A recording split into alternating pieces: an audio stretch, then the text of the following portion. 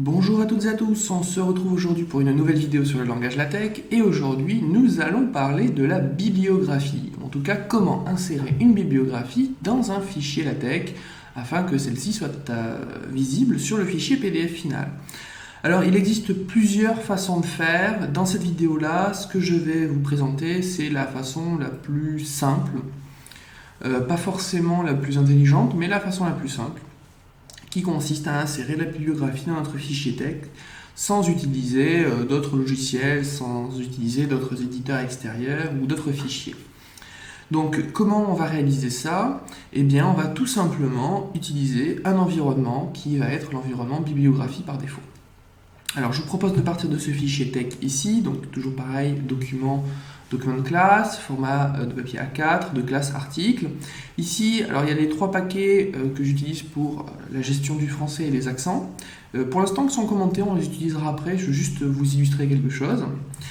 Et nous avons de manière classique la balise de début et la balise de fin de document. Donc ce qu'on va faire, c'est tout de suite, sans attendre, insérer, créer une bibliographie. Donc cela se fait en créant un environnement qui est l'environnement de bibliographie. Alors bien sûr, comme toujours, c'est en anglais, donc c'est pas la bibliographie en français, hein. Notez bien qu'il y a un Y à la fin. Et cet environnement-là nécessite un argument obligatoire qui va être, pour faire simple, alors c'est pas complètement vrai, mais pour faire simple, le nombre,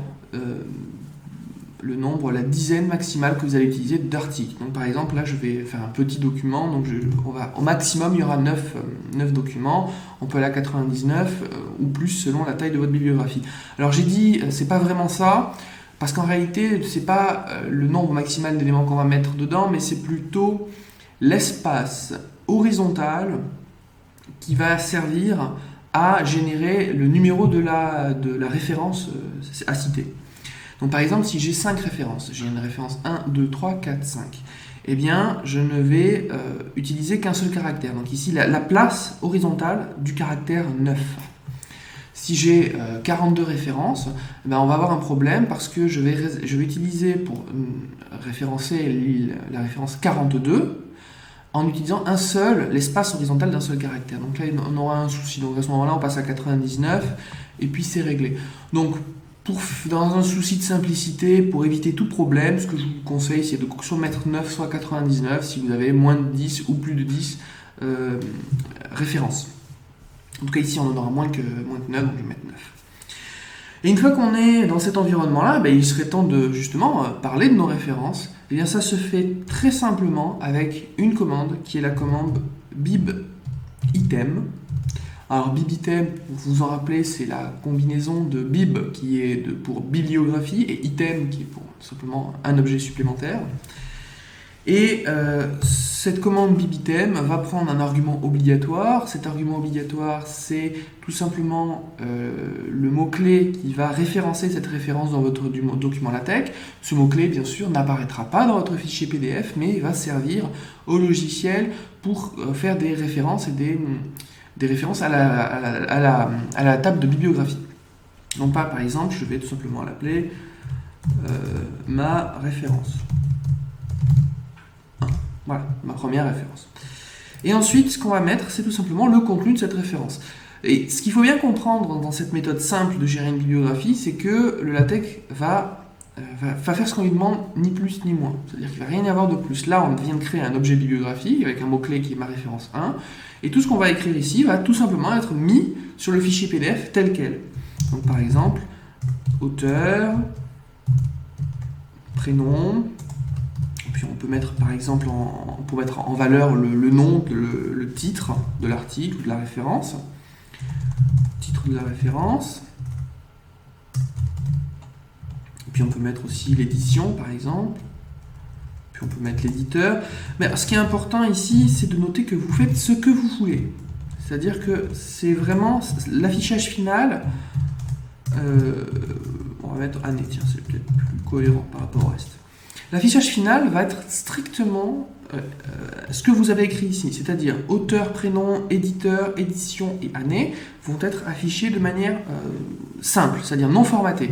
Par contre, titre de la référence, puisque je l'ai mis dans l'environnement qui va être en phase, il va être tout simplement différent de l'environnement de base, c'est-à-dire que si auteur, prénom était écrit en droit, titre de la référence va être écrit en italique et réciproquement. Et là, on a terminé. C'est-à-dire que là, nous avons créé une bibliographie qui contient une référence. Donc, si je compile ce document et que je vais voir le fichier PDF, voilà, nous avons notre bibliographie avec ici la numérotation. C'était la première, donc vous voyez bien, le LaTeX est intelligent. Encore une fois, il a mis 1, puisque c'est la première. Et vous voyez exactement ce que j'ai écrit, comme je vous l'ai dit, c'est-à-dire non formaté, auteur, prénom, titre de la référence qui est cette fois-ci en emphase. Donc, on le voit en italique ici, ou en tout cas quelque chose qui ressemble à l'italique. Et ainsi de suite. Alors ce que vous remarquez immédiatement, là je pense que ça vous saute aux yeux, c'est qu'on a un gros problème au niveau de la gestion des accents, tout simplement parce que j'ai commenté les packages pour ça. Mais petite subtilité également, c'est que là vous avez référence ici, sans accent. Et regardez bien, les accents dans tout ce que j'ai écrit ici ne sont pas affichés. C'est-à-dire que le caractère qui possède l'accent n'est pas affiché. Pourtant vous allez me dire, référence, il y a un accent sur le premier E. Donc il ne devrait pas être affiché. Tout simplement parce qu'en réalité, c'est pas le mot référence en français, c'est en anglais. Donc, petite chose à faire, si vous mélangez un petit peu l'anglais et le français, bien faire attention que vous utilisez bien les packages, même si vous n'utilisez pas de caractère accentué, pour être certain qu'il y ait bien marqué référence. C'est typiquement un problème qu'on rencontre également pour la table des matières, où on a Contents, qui est la table des matières en anglais, plutôt que table des matières. Donc là, faire attention, justement, on pourrait se laisser berner parce que la seule différence, c'est les deux accents qui manquent, et pourtant, ça change complètement. Donc voilà, nous avons notre référence, on peut en rajouter d'autres. Donc, pour rajouter une nouvelle référence, on va la démarquer par l'ajout d'une nouvelle commande bibitem. Mon autre référence. Alors, on va éviter les accents dans les mots-clés. Je sais jamais si réellement ça joue ou pas, mais je préfère éviter les accents. Et vous voyez, j'ai juste ajouté une nouvelle référence. Donc il a dit c'est la référence 2. Par contre, je n'ai rien mis à écrire. Il n'y a aucun texte écrit juste après le bibitem. Donc vous voyez bien comment c'est décomposé. Bon, nous sommes dans l'environnement de bibliographie, donc dans l'environnement bibliographie. Bibitem, la commande bibitem va permettre de générer une nouvelle référence dans la bibliographie avec un mot-clé. Et ce qui va être contenu dans cette référence, c'est tout ce qui suit bibitem. D'accord ? Jusqu'au prochain bibitem ou jusqu'à la fin de l'environnement bibliographie. Alors bien sûr, comme je l'ai dit, vous pouvez mettre ce que vous voulez. C'est à vous de gérer l'ordre, auteur, nom, prénom, édition, année, et ainsi de suite. Et ça, c'est aussi pour ça que je vous ai dit que c'était une façon très simple et très rapide de faire la bibliographie, mais nous ne profitons pas de tous les outils optimisés pour la gestion de bibliographie, qui va être une gestion dynamique, où on peut changer l'ordre auteur ou avec prénom, par exemple mettre le nom de l'auteur avant son prénom, ou inversement. Là, on n'a pas le choix, il faut rééditer toute la liste de nos références si on veut modifier celle-ci. Il existe des paquets, qu'on verra dans une autre vidéo, qui permettent de gérer ça de manière automatique. Mais avant de terminer cette vidéo-là, ce qui est intéressant, c'est de faire justement un appel à la bibliographie dans le corps du texte. Donc là, par exemple, avant l'environnement bibliographie, je vais citer une de mes références. Voici une citation. On va faire plus simple. Voir la référence. Et là, on va justement faire un appel à la bibliographie. Et encore une fois, c'est l'usage des mots-clés qui va permettre de faire ça de manière dynamique, très simple, et que l'utilisateur n'aura pas à modifier s'il y a un changement d'ordre de référence, mais simplement en utilisant le fameux mot-clé que l'on a utilisé dans bibitem. Donc ce qu'on va faire, c'est... On pourrait être tenté d'écrire ref et le mot-clé, sauf que pour la bibliographie, c'est un petit peu différent des références classiques. C'est le mot-clé cite, pour citer un élément de la bibliographie. Donc on va citer cet élément-là. On sauvegarde, on compile, et là, voilà, nous allons voir la référence 1. Donc automatiquement, qui est géré automatiquement à ce niveau-là. Petit piège classique qui peut dans lequel on peut tomber des fois, c'est lorsque l'on ajoute une nouvelle référence et que l'on compile immédiatement après. Donc par exemple, voir la référence 1 et la référence autre référence. Donc, je vais rajouter une nouvelle entrée dans ma bibliographie qui va avoir comme mot-clé autre référence.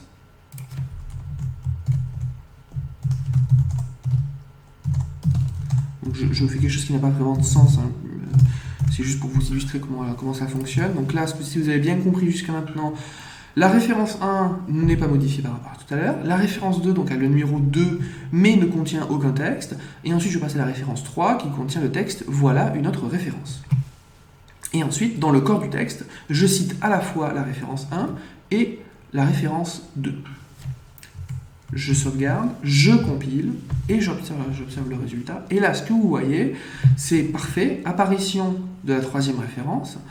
Par contre, problème dans le corps du texte, point d'interrogation. Point d'interrogation, tout simplement parce que c'est exactement le même principe que lorsque l'on utilise les références classiques en LaTeX, c'est-à-dire une référence à une section, une référence à une page. C'est qu'à la première compilation, le logiciel va générer un fichier qui contiendra toutes les références. C'est-à-dire, si on parle de tel objet ou de telle quantité-là, elle se trouve à telle page, par exemple. Mais lorsqu'il lit le document pour une première fois, il ne sait pas encore où sont les références. Donc il va chercher les références dans ce fichier-là. Et là, comme je l'ai compilé qu'une seule fois, il vient de générer ce fichier, mais il ne le connaissait pas encore lorsqu'il a lu pour la première fois cette zone-là du texte. Donc pour lui, c'est inconnu, c'est un point d'interrogation. Donc la solution, qui est classique, mais on peut des fois se retrouver piégé, c'est tout simplement de compiler 2 fois le document pour mettre à jour la page des références. Donc je viens de compiler une seconde fois, et maintenant on voit apparition du bon numéro au niveau de la référence.